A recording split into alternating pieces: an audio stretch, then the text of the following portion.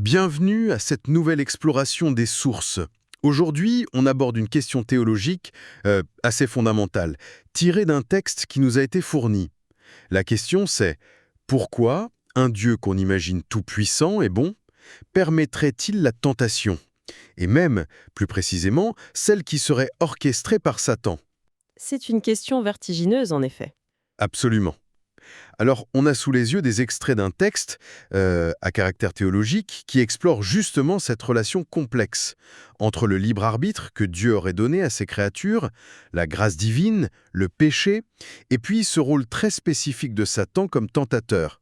Une toile de fond assez dense. Oui, notre objectif ici, c'est de décortiquer un peu le raisonnement de ce document. Comment l'auteur justifie que Dieu permette la tentation. C'est ça qu'on va essayer de comprendre ensemble. Ok, alors, allons-y. Le point de départ, je crois, incontournable, c'est cette notion de libre arbitre. Exactement. Le texte pose ça comme base. Dieu a choisi de doter ses créatures, on pense aux anges, aux humains, de cette capacité de choisir librement. C'est le fondement. Mais ce cadeau, si on peut dire, il a une implication immédiate. Et d'après l'auteur, elle est inévitable. Pour que ce libre arbitre soit réel, pas juste une façade, quoi, il faut qu'il lui ait la possibilité de faire le mauvais choix. La possibilité de pécher. C'est ça. L'idée, c'est que Dieu ne crée pas des automates, programmés pour obéir, mais des êtres capables d'aimer, de choisir volontairement. Et donc cette liberté, ça veut dire que Dieu place ses créatures dans des situations où le péché, c'est pas juste une idée en l'air, c'est une option. Une option concrète, oui. Une voie possible. Ça met tout de suite une certaine tension, non? Tout à fait. Le texte insiste là-dessus. Un libre arbitre sans l'option du mal, ce serait pas vraiment un libre arbitre, plutôt une sorte de servitude déguisée.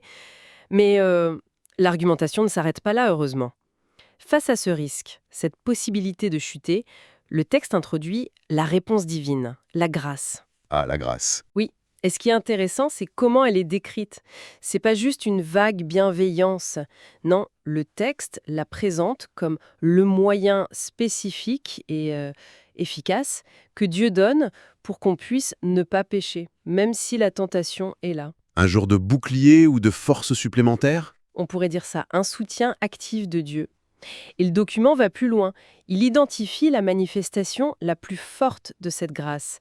C'est le sacrifice de la croix. D'accord. Selon cette vision, c'est par l'amour qui s'exprime là, sur la croix, et la puissance qui en sort, que les créatures trouvent la force de surmonter le péché ou la tentation.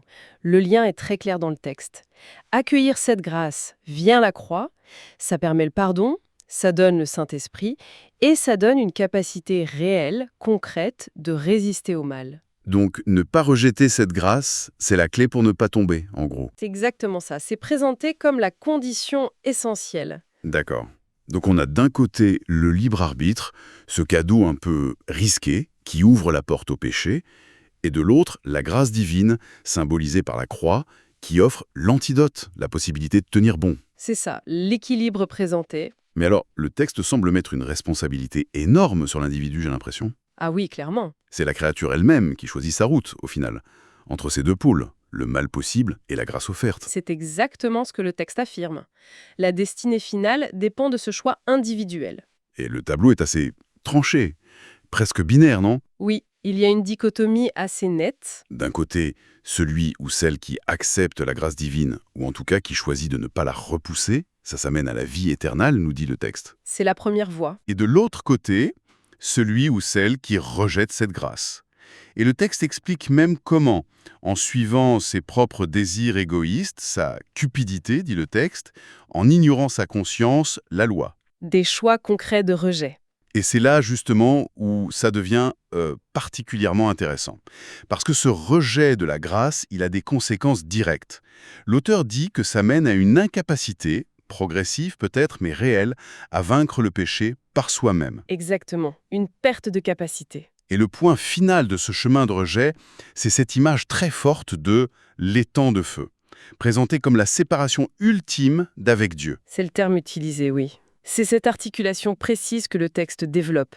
Et pour, disons, ajouter une couche de complexité, il introduit un autre acteur majeur dans ce drame cosmique, Dieu lui-même, qui intervient d'une façon unique, en s'incarnant, en devenant une créature. Ah oui, le texte mentionne le Fils. C'est ça, le Fils. Une référence claire, dans ce contexte chrétien, à Jésus-Christ. Et sa venue n'est pas neutre. Elle agit comme un révélateur, un point de division. Comment ça? Le texte dit que les créatures se divisent alors. Il y a celles qui choisissent de l'écouter, de lui obéir, et celles qui choisissent de lui désobéir, de le rejeter. Encore un choix crucial. Oui, et les conséquences sont les mêmes. L'obéissance au Fils mène à la vie éternelle. La désobéissance, elle, mène à cet étang de feu. D'accord. Et Satan, dans tout ça, où intervient-il précisément? Justement, c'est à ce carrefour que son rôle devient, d'après le texte, absolument central. Satan n'est pas juste une idée, une force vague du mal. Non, il est décrit comme un agent, Actif. le tentateur. Le tentateur, l'instigateur, celui qui pousse, qui incite les créatures à choisir la désobéissance au Fils. Son but serait donc de les faire rejeter la grâce. Exactement. Les détourner de l'obéissance pour les amener à rejeter la grâce qui est offerte par le Fils. Et si on relie ça à, disons, la vue d'ensemble, on voit que Satan, dans cette théologie, devient presque un outil, si on peut dire. Un instrument, certes, hostile, mais un instrument dans ce processus de choix et de séparation voulu ou en tout cas permis par Dieu. C'est une perspective assez particulière. Oui, parce que le lien logique est très fort. Rejeter le Fils, c'est rejeter la grâce. Et sans cette grâce, la créature est vulnérable. Elle est démunie face aux tentations de Satan, incapable de résister efficacement. La désobéissance au Fils ouvre la porte, en quelque sorte. Ce qui nous ramène à la question de départ. Mais pourquoi? Pourquoi Dieu laisserait faire ce jeu dangereux, laisser Satan tenter? Si je suis la logique du texte, ça serait parce qu'une vraie obéissance, un vrai amour pour Dieu, ça ne peut exister que si l'inverse, la désobéissance, le rejet, est une vraie possibilité. C'est ça. Le choix du bien n'a de sens que s'il y a une alternative réelle au mal. Choisir le bien n'a de valeur que si on pouvait choisir le mal. Sinon, c'est juste un programme. Un automatisme, oui. Et donc, la tentation, orchestrée par Satan ici, elle servirait justement à ça, à créer cette situation de choix. C'est la fonction qui lui est attribuée dans ce système.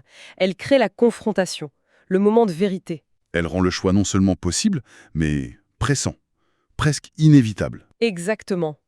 La créature est mise devant, soit Dieu, le Fils, la grâce, soit l'autre proposition, celle de la tentation. Et c'est là que le libre arbitre, ce fameux don de Dieu, s'exerce pleinement, dans cette confrontation. C'est là qu'il prend tout son sens, selon ce texte. Le choix devient un acte réel, qui engage. Alors concrètement, qu'est-ce que ça implique? Ça voudrait dire que la tentation, c'est pas une erreur dans le plan de Dieu? Ni un signe de faiblesse? Pas dans la logique de ce texte, non. Ce serait plutôt une pièce nécessaire du puzzle. Une condition pour que le libre arbitre soit authentique et que le choix ait un vrai poids. Tout à fait. Le texte va même plus loin. La tentation, c'est pas juste l'occasion d'exercer son choix. Elle est présentée comme un catalyseur de séparation, un outil pour distinguer. Séparer qui de qui? Elle a une fonction active, trier, séparer les créatures, en fonction de leur réponse fondamentale. Oui, et ça soulève une question importante sur le but final de cette séparation. Non, le critère de séparation est clair dans le texte. La tentation permet de voir ceux qui choisissent Dieu en acceptant sa grâce, via la croix, et en obéissant au Fils.